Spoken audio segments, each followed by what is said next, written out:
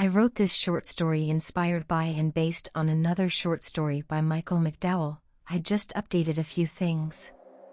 Tomas was an average visual artist, never really successful, despite mastering the art of painting, drawings, working with clay, etc., never really successful. 5 years ago he sold what little he had to try life in New York. He lived from few sales of their arts, and occasional work in bars, with cleaning, or even cooking.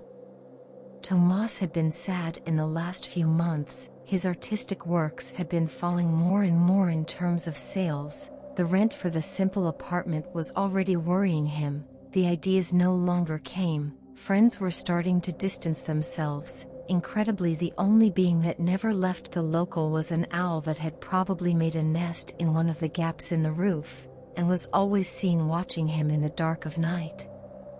On a rainy night, Tomas received a call from a friend who intermediated the sale of his work at exhibitions. Tomas ran to a nearby bar to meet his colleague, arriving there after a serious conversation and like a shower of cold water. Nassif, his friend, said that his works were not selling anything, and that he could no longer be stuck with Tomas. He would have to look for new artists that would bring results. Even with Tomas' requests, Nassif was determined, said goodbye to Tomas and left him desolate at the bar with an already paid can of beer. Tomas then got up and left. The rain had gotten worse, but it didn't matter to him, already desperate, trying to find a solution to the chaos that was to come in his life, at the same time trying to understand why so many things were going wrong. He started the can with the rest of the beer against the alley wall and began to rage against the world, against God. "Everyone says to have faith in you," he said, "but what faith? What did I do wrong? Why do you punish me, you bastard?" At this moment, he observes a huge shadow forming in front of him. "Who's there?" shouts Tomas. When suddenly a huge, frightening figure appears in front of him. It looked like a woman, with eyes of fire, 2 huge horns pointing upwards, and 2 smaller ones pointing downwards, 2 deformed wings. It looked like they had been hit with a knife. It began walking slowly towards me. I could see spikes as if they were huge thorns coming out of his knees and calves. The fear was so much that Tomas had no reaction to run. The only thing he managed to do was fall to his knees and beg that it don't hurt him. That demonic being then, with only one hand, lifted him, and with the other he put his claws on his neck, staring at him, but there was no doubt that there would be his end. That's when the demon said, "Your life for a promise." "Anything, anything," said Tomas desperately. Then the huge demon continued, "You should never talk to anyone about me. You should never talk about how I am to anyone. You should never talk about this moment to anyone." I swear," Tomas screamed, crying. "The pact is sealed," said the demon, running his index finger across Tomas' chest, making a cut with his claws. Then he released Tomas, who fell sitting crying desperately with his hands protecting his face, until he noticed a silence. Even the rain had ended. Then he got up running and ran as fast as he could towards his house. In the middle of the way, he came across a girl, almost knocking her to the ground. Tomas' despair scared the girl. "What is happening?" she asked. "Let's get out of here, please, let's get out of here." The girl then, seeing Tomas' despair, asked where he lived, or if he wanted to go to a hospital. Tomas said he just needed to get home, that's all. The girl helped him to get up, and accompanied him to his house, leaving him at the door, insisting if he didn't want to go to a hospital, which Tomas again denied, that he would be fine at his house.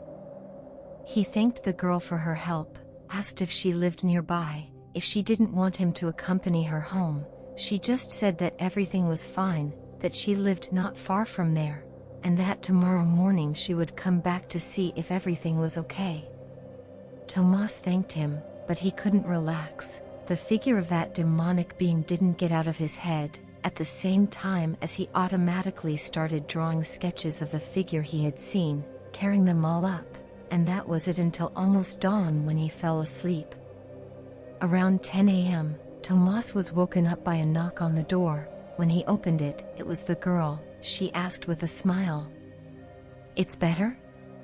I brought you something to feed." Tomas asked her to come in. They sat down at the table, had breakfast. It was only there that Tomas saw how beautiful, nice, kind that girl was. After much talking, he asked her name. "Ardit," she said. "Ardit? What a different name." "My family is from Iraq," she said, more precisely from the city of Hila. The days passed and Tomas and Ardit got closer and closer. Tomas began to show that he was falling in love with her, and he felt that she reciprocated the feeling.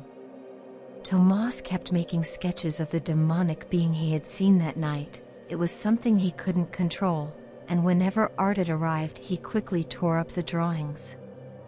As the two approached, the inevitable happened. They fell in love, and after a quick courtship, they decided to get married, a simple ceremony, without church, without parties, because Tomas was still having financial difficulties, and Ardit's family was in Iraq. Tomas' life began to change. It seemed that all those problems were falling away one by one. His arts began to awaken the interest of many people. Sales increased a lot, to the point that his old friend Nassif sought him out to return with the partnership. But listening to Ardit's advice, he did not accept it, because according to her, he had already abandoned him once, and if he could, he would do it again. Tomas was the happiest man he had ever been. 10 years later, Tomas was already a successful artist. His paintings were a huge success all over the world, which made him very rich, always at the side of Ardit, who took care of him like no one else. One night, after yet another successful exhibition, Tomas opened a glass of wine and told Ardit that she was the most important thing in his life. But there was one thing missing to complete their happiness: a son. He apologized for in 10 years yet not having a child. Ardit said she already had everything she needed in life. They were happy with no secrets, no fears. It was then that Tomas said, "There is a secret that I have never revealed to anyone, and it has to do with the night I met you." Then Tomas took a huge box, closed with a padlock, and from there he took a painting with a painted demonic being. It was scary. Ardit looked at it in silence.